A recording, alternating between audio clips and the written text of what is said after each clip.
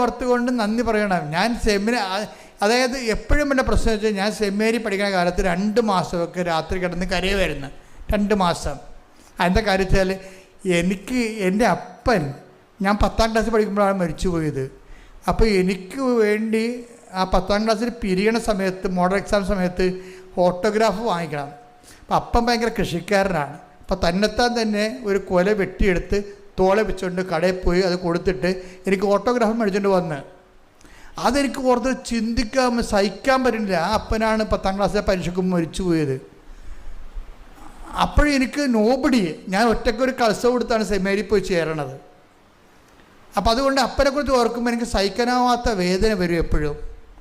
പിന്നെയാണ് ഞാൻ ഓർക്കുന്നത്, അപ്പൻ ജീവിച്ചിരുന്നെങ്കിൽ തീർച്ചയായിട്ടും എന്നെ ഇടവക വൈദ്യനായിട്ട് വിടത്തില്ല. അപ്പന് ഈ ഇടവക വൈദ്യനായിട്ട് ഭയങ്കര ഗുസ്തിയായിരുന്നു ആദ്യകാലം പോലെ. അപ്പോൾ എന്നോട് എപ്പോഴും പറയും, റിലീജിയസാണ് നല്ലത്, നീ റിലീജിയസിന് പോയാൽ മതി എന്ന്. അപ്പം ഞാനതനുസരിച്ച് റിലീജിയസിന് പോകാൻ വേണ്ടി തന്നെയാണ് ഒരുങ്ങി നടന്നത്.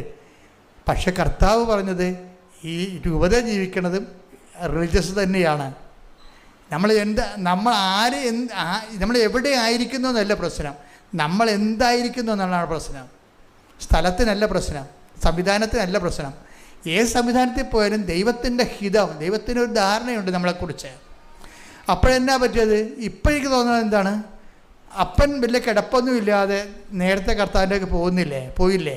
അന്ന് എനിക്കത് മനസ്സിലായില്ലേ, ഇന്ന് എനിക്കത് മനസ്സിലായി. അപ്പോൾ എന്താണ്, എല്ലാ കാര്യങ്ങൾക്കും കൃതജ്ഞത പ്രകാശിപ്പിക്കുകയും. ദൈവപൈതൽ അങ്ങനെയാണ് ചെയ്യണത്. അല്ല ദൈവം എന്നോട് ചെയ്തത് എല്ലാവർക്കും ഭർത്താവുണ്ടല്ലോ, എല്ലാ പെണ്ണുങ്ങളൊക്കെ കല്യാണം കഴിച്ചൊക്കെ പെറ്റല്ല, പിള്ളേരെയും കൊണ്ട് നടക്കണ്ടല്ല, എനിക്ക് മാത്രം ഒരു കുഞ്ഞിക്കാരെ കാണാൻ പറ്റില്ല. നിങ്ങൾക്ക് ഈ പട്ടി കാറവിടെ കാറിക്കൊണ്ട് നടക്കുന്നൊരിക്കലും അതൊന്നും പ്രാർത്ഥനയല്ല ശരിക്കും പറഞ്ഞാൽ. എന്താണ്, അങ്ങനെ ഒരു സിറ്റുവേഷനിലാണെങ്കിൽ പോലും നീ ദൈവദൃശ്യത്തിൽ വരുമ്പോൾ എന്താണ്, എപ്പോഴും സന്തോഷത്തിലേക്ക്. എന്താ കാര്യം, ഈ ഒരു അവസ്ഥയിൽ തന്നെ ഇതിൻ്റെ കറസ്പോണ്ടിങ് അനോയിൻറ്റിങ് ഉണ്ട്.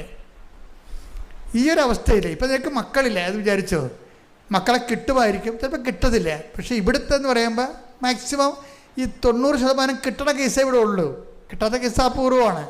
പക്ഷേ എന്നാലും കർത്താവിൻ്റെ നിലപാടെന്താണ്, ധാരണ എന്താണ്, നീ എപ്പോഴും സന്തോഷത്തോടെ ഇരിക്കാൻ. അതാണ് വിഷയം.